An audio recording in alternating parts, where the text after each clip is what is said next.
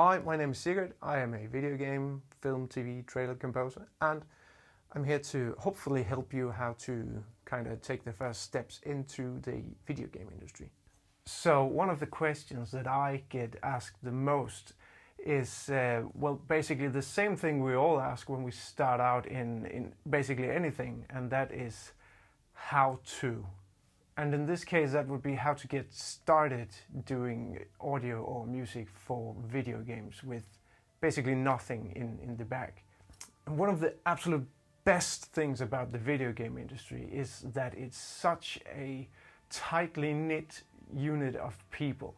But that, on the other side, is also the worst thing about entering the video game industry, is because it's so tightly knit and everybody knows each other, and it's so hard to get a foot in where everyone already knows each other, right? That's why instead of actually answering that question, I tend to counter question with, are you driven by money or are you driven by passion? Because the sad truth nowadays is that it is somewhat hard to make money with your passion, and in this case audio and music. So a lot of people get into games because they read or heard somewhere that there are money to be made in video games.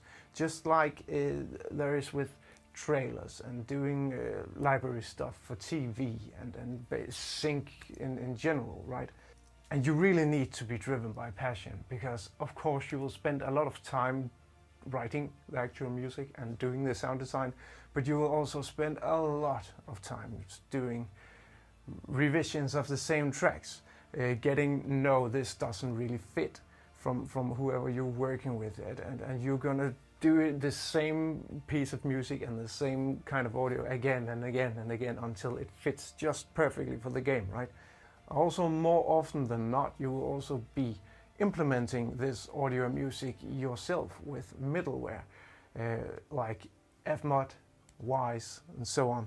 On smaller teams, there also probably will not be an audio director, so you as the composer or sound designer have to make all the choices yourself for this video game. So you really need to have a deep understanding of video games and how the music integrates into the game, and how you can almost interact with the player through your music or sound design choices.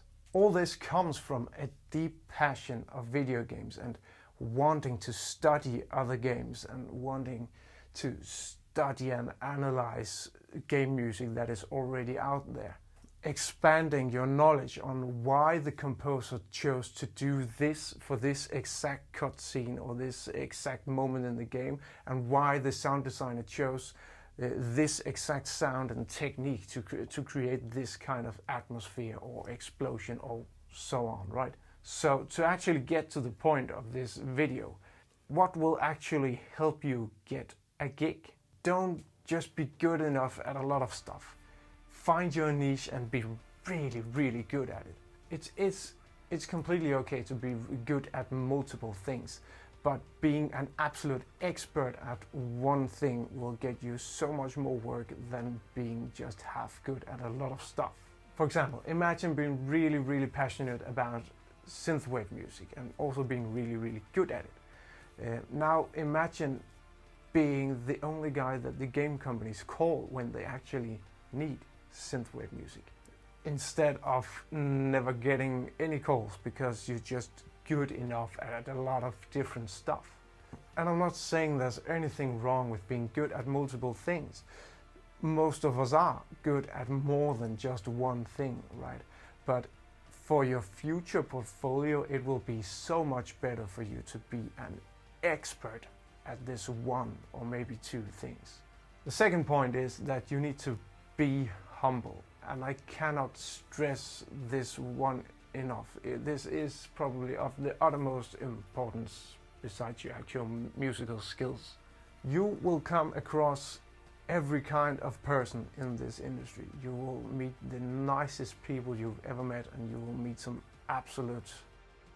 And no matter what, you need to keep it together and do your job.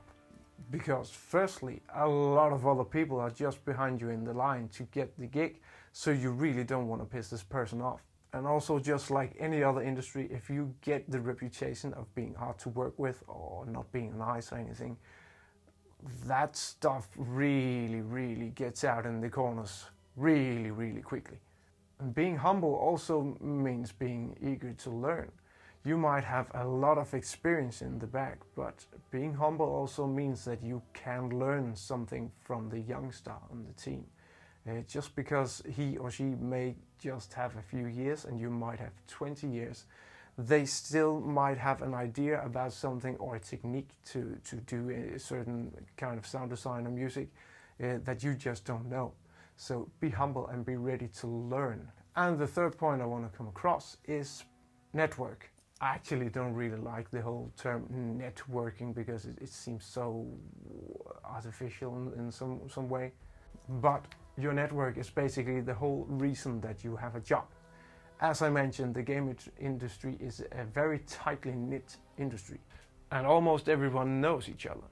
Almost everyone knows each other. So if you weren't really that good at the previous point of being humble, that stuff will travel to the farthest corner of the industry faster than you can even imagine it.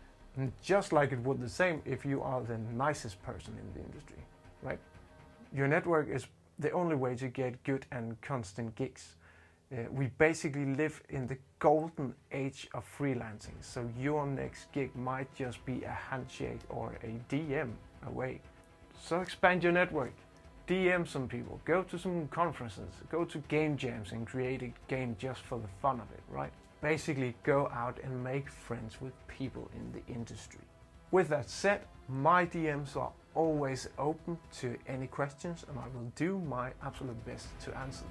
Thank you for tuning in to this one. I hope it helps your journey into the video game industry. See ya.